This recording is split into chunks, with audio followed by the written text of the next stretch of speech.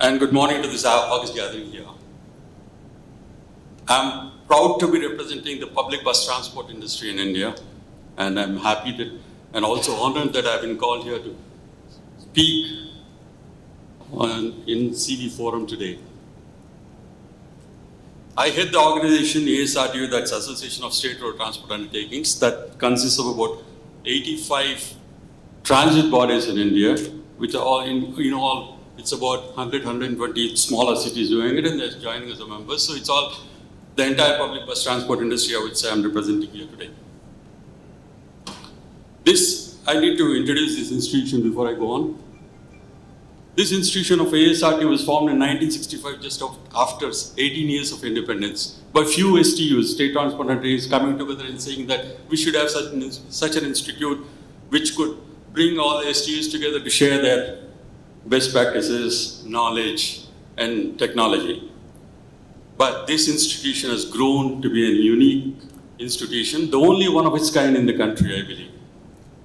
We, in ASRTU, set up standards. We have our own standards, ASRTU standards for materials, spare parts, grown out of the usage and experience of different STUs.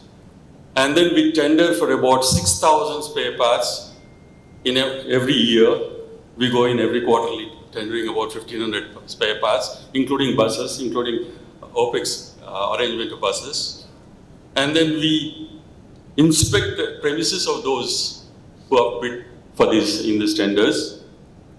And then we shortlist some of the companies and provide a vendor base to all the STUs in the country.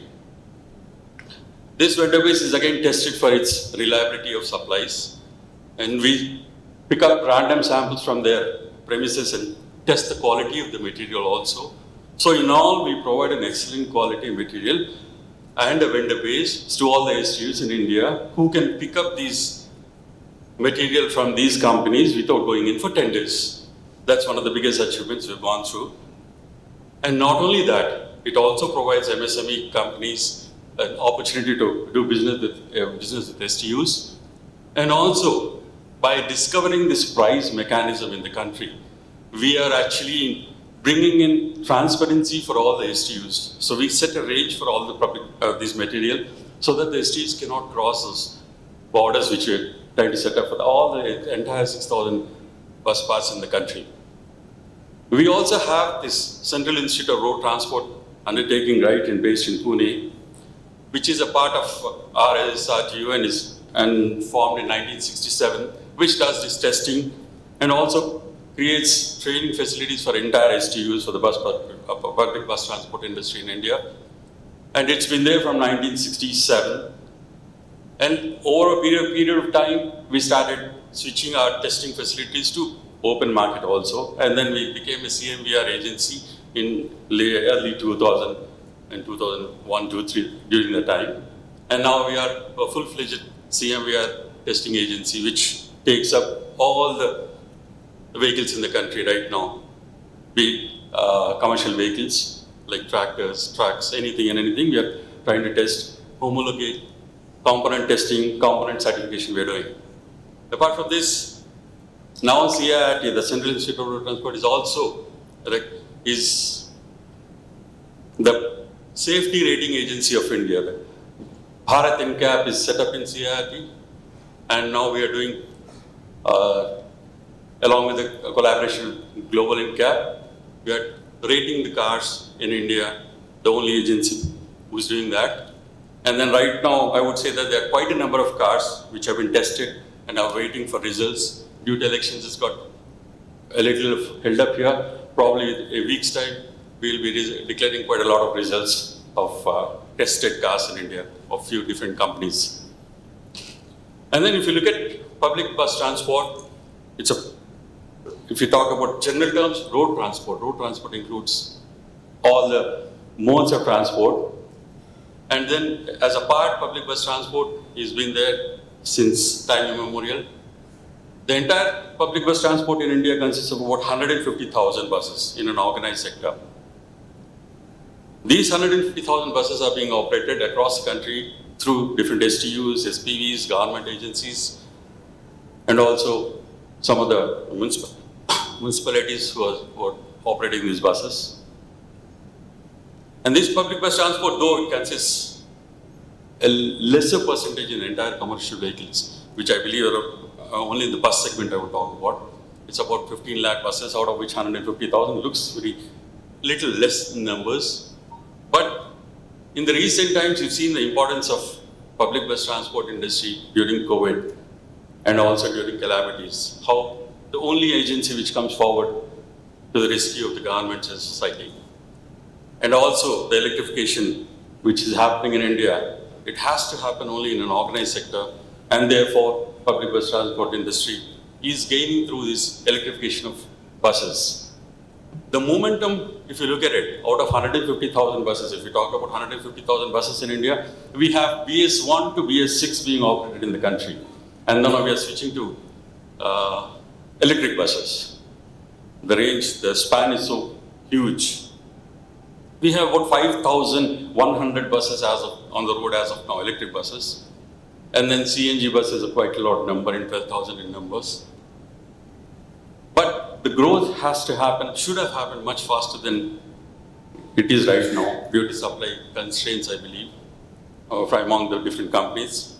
But the road ahead is that we are going to grow at a much faster rate than the entire 75 years of the country's growth. These 2, 3, 4 years which is going to be there, the bus industry, public bus industry is going to grow leaps and bounds. PM Bus Seva is going to come up with 10,000 buses, electric, and there are 60,000 buses, electric buses, apart from PM Bus Seva, in the pipeline to be introduced sooner.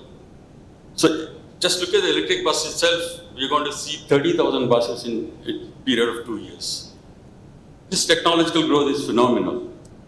And public bus transport industry is trying to even experiment with LNG also. Maharashtra ASRTU has gone for 5,000 LNG retrofitment.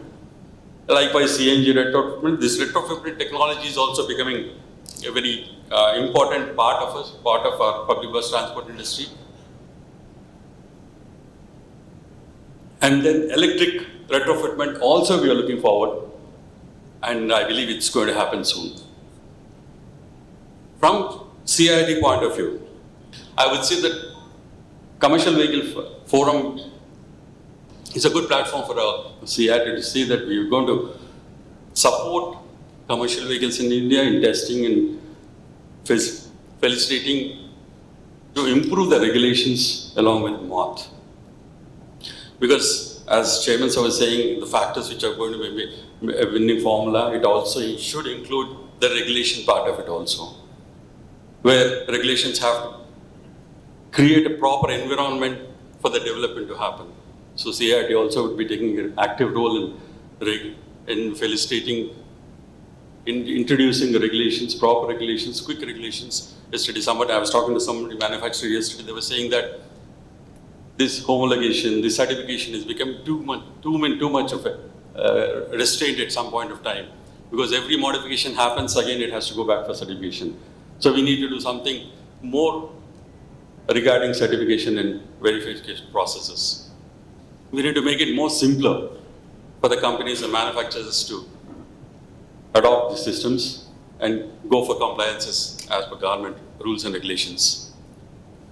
And this forum, the content which I was looking at the forum's discussions for a period of these coming 2 days is a fantastic way forward, technological improvement, a great step forward, I would say.